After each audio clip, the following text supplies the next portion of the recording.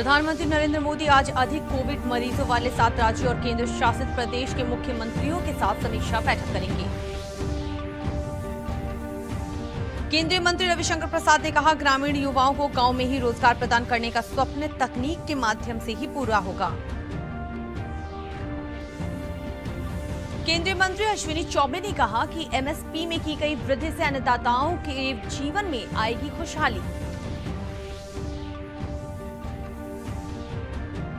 और मौसम विभाग ने प्रदेश में अगले 5 दिनों के लिए मध्यम से भारी बारिश का जारी किया अलर्ट।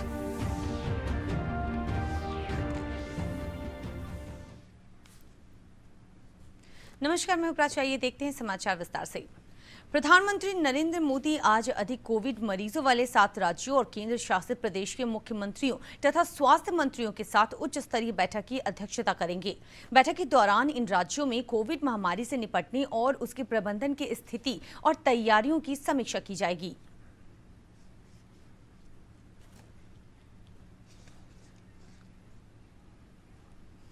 इसके पूर्व स्वास्थ्य मंत्रालय ने दिल्ली में आयोजित प्रेस वार्ता में बताया कि अगले 3 महीने देश के सामने बड़ी चुनौती होगी। स्वास्थ्य मंत्रालय ने मास्क पहनने और सोशल डिस्टेंसिंग के पालन पर जोर देते हुए कहा कि आने वाले समय में कोरोना का संक्रमण बढ़ सकता है, क्योंकि सर्दियों की शुरुआत के साथ देश भर में त्योहारों की भी भरमार होने वाली है।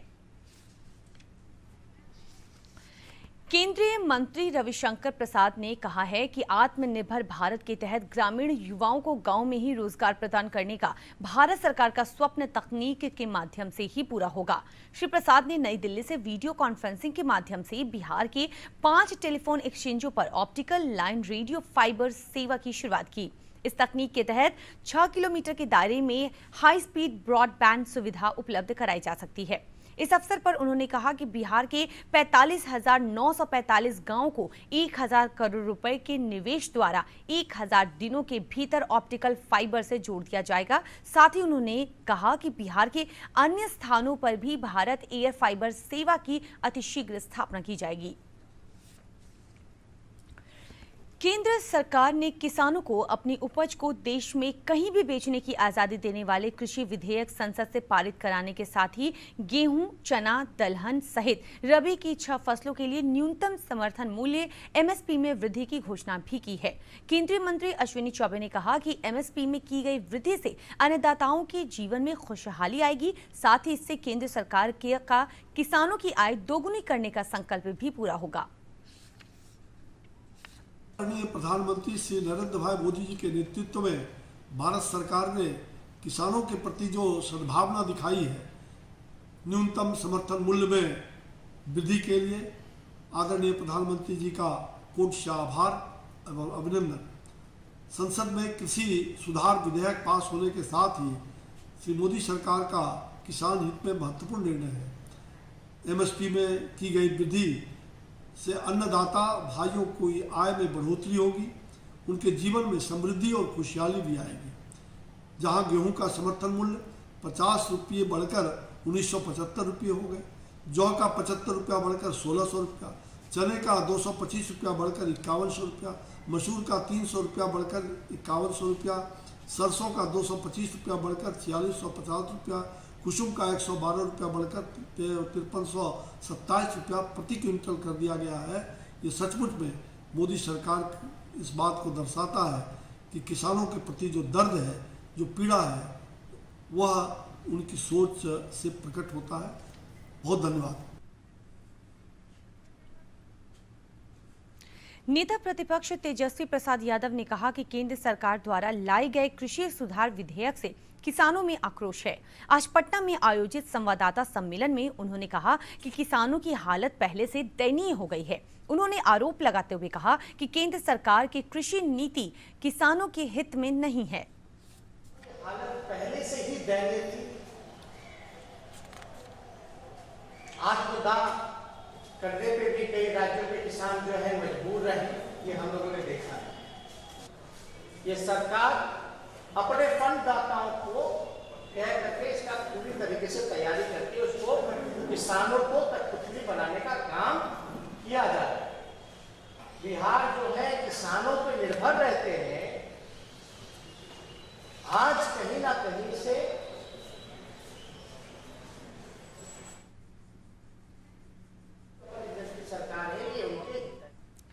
मौसम विभाग ने 23 से 27 सितंबर के बीच प्रदेश के विभिन्न हिस्सों में मध्यम से लेकर भारी बारिश की चेतावनी जारी की है। उत्तर बिहार के कई जिलों में भारी बारिश के साथ ही वज्रपात की भी आशंका है। आपदा प्रबंधन विभाग ने मौसम विभाग द्वारा जारी चेतावनी के मद्देनजर सभी जिलों को अलर्ट जारी किया है।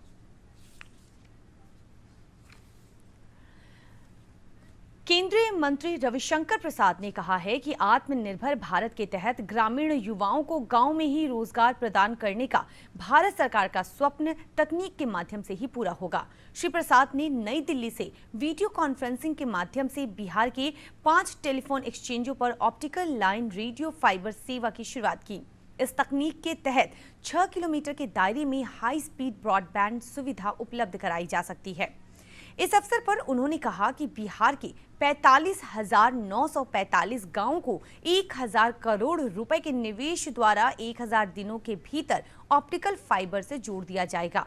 साथ ही उन्होंने कहा कि बिहार के अन्य स्थानों पर भी भारत एयर फाइबर सेवा की अतिशीघ्र स्थापना की जाएगी। राष्ट्र कवि रामधारी सिंह दिनकर की आज जयंती है। इस अवसर पर पूरा देश उन्हें श्रद्धांजलि दे रहा है। प्रधानमंत्री नरेंद्र मोदी ने राष्ट्र कवि की जयंती पर उन्हें श्रद्धांजलि देते हुए कहा कि उनकी कालजयी कविताएं साहित्य प्रेमियों को ही नहीं बल्कि समस्त देशवासियों को निरंतर प्रेरित करती रहेगी। बिहार विधानसभा चुनाव के सिलसिले में प्रशासनिक तैयारियां जोरों पर है। जिला स्तर पर चुनाव प्रशिक्षण और मतदाता जागरूकता कार्यक्रम चलाए जा रहे हैं। समस्तीपुर जिले के 10 विधानसभा क्षेत्रों के 3,670 पीठासीन पदाधिकारियों को नई ईवीएम का प्रशिक्षण दिया गया। नोडल अधिकारी अरविंद कुमार झा और मुख्य मास्टर ट्रेनर मुकेश कुमार ने पीठासीन पदाधिकारियों को तकनीकी जानकारी दी। अगर हम लोग का 64 से ज्यादा पहले होता था तो बैलेट पेपर यूज करते थे। हम करेंगे और इस रूप में रहेंगे कि आपको ट्रेनिंग थोड़ा ज्यादा लेना पड़ेगा। इसलिए आसन्न विधानसभा चुनाव 2020 के लिए कुल 3670 पीठासीन पदाधिकारियों को 2 पाली में प्रशिक्षण दिया गया और इसमें विशेष व्यवस्था की गई कि उधर मधुबनी जिले में मतदाता जागरूकता अभियान के तहत जागरूकता रथ को विभिन्न स्थानों के लिए रवाना किया गया। अगले 15 दिनों तक यह रथ जिले में मतदाताओं को मतदान के प्रति जागरूक करेगा।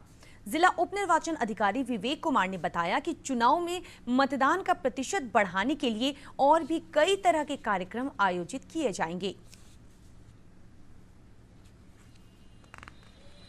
15 दिनों तक रथ को चलाया जाना है। इसके पूर्व हमारे जिला निर्वाचन पदाधिकारी के आदेश से ही 15 दिन तक हम लोगों ने हाउस टू हाउस सर्वे किया था। जहां कम रहा है उस क्षेत्र में हम लोग ले जाएंगे। जो हमारी जानकारियां आप पोस्टर बैनर में देख रहे हैं, कैसे लोग जुड़ेंगे, किस ऐप का यूज़ करेंगे, सभी जानकारियां हमारे इस पोस्टर के माध्यम से उनके तक जाएंगे। अनलॉक 4 के तहत धार्मिक स्थानों को लोगों की सीमित संख्या के साथ खोले जाने की अनुमति के बाद बोधगया स्थित विश्व प्रसिद्ध महाबोधि मंदिर को श्रद्धालुओं के दर्शन के लिए खोल दिया गया है। मंदिर प्रबंधन की ओर से कोरोना से बचाव के लिए सभी एहतियाती उपाय किए गए हैं। प्रधानमंत्री के आत्मनिर्भर भारत के आह्वान के बाद प्रदेश के अनेक युवाओं ने अपना खुद का रोजगार शुरू करने की प्रेरणा ली है।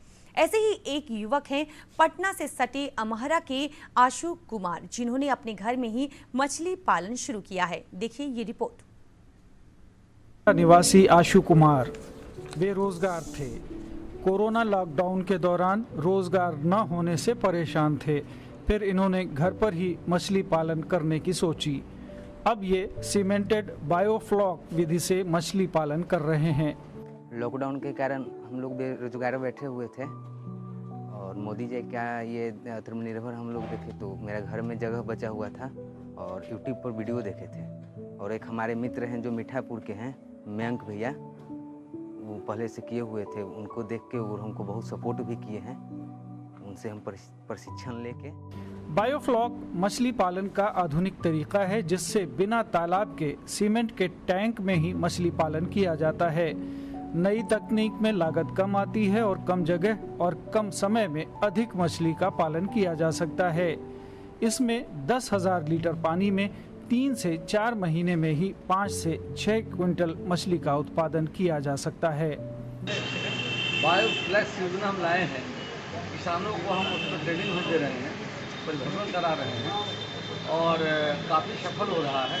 आशु कुमार का यह प्रयास न सिर्फ लोगों को रोजगार देने वाला है, बल्कि इससे प्रदेश में नीली क्रांति को भी बढ़ावा मिलेगा।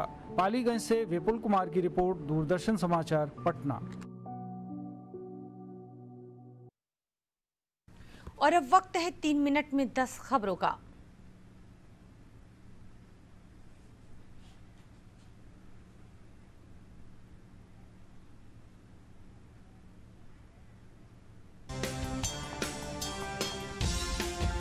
भारत और चीन ने अग्रिम मोर्चा पर सैनिकों की संख्या नहीं बढ़ाने, जमीनी हालात में बदलाव न करने और सीमा पर शांति एवं स्थिरता कायम रखने वाले कदम उठाने पर सहमति व्यक्त की है।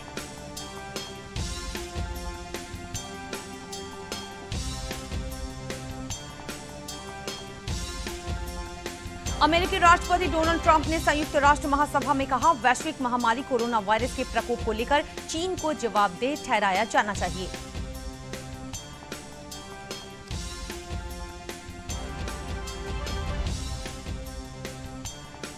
प्रधानमंत्री नरेंद्र मोदी ने आईआईटी गुवाहाटी के दीक्षांत समारोह पर छात्रों को किया संबोधित, कहा, नई शिक्षा नीति विद्यार्थियों को ध्यान में रखते हुए बनाई गई है।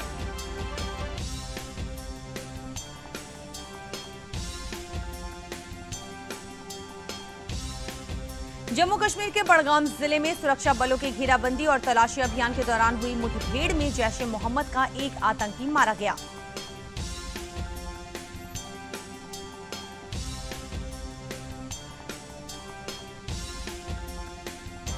केंद्रीय स्वास्थ्य एवं परिवार कल्याण मंत्रालय के द्वारा आज जारी आंकड़ों के अनुसार देश में लगातार 5वें दिन कोरोना मुक्त होने वाले की संख्या संक्रमण के नए मामलों से अधिक रही।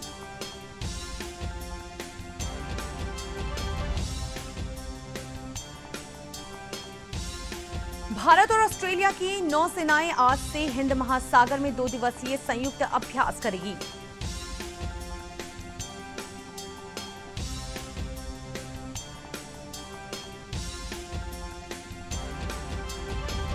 श्रम संसाधन मंत्री विजय कुमार सिन्हा ने कहा, प्रदेश के लोगों को रोजगार उपलब्ध कराने के लिए विभाग ने एक रोजगार पोर्टल बनाया है।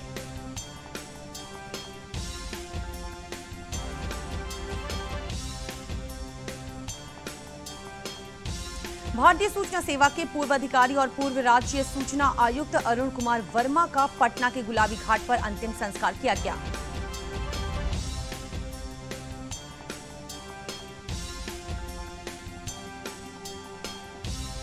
श्रमिकों के कल्याण और उनके अधिकारों को मजबूत करने वाले सामाजिक सुरक्षा संहिता 2020 सहित 3 विधेयक लोकसभा से पारित।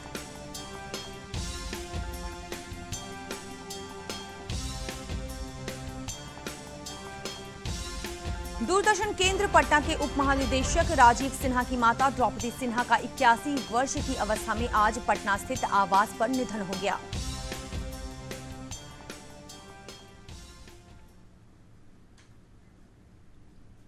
और अंत में मुख्य समाचार एक बार फिर से।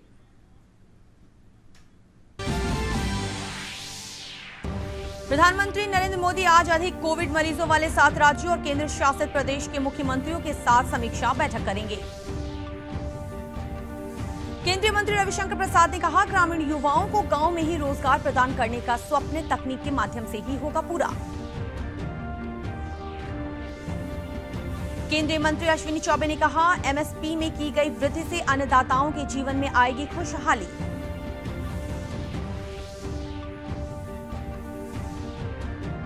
और मौसम विभाग ने प्रदेश में अगले 5 दिनों के लिए मध्यम से भारी बारिश का जारी किया अलर्ट।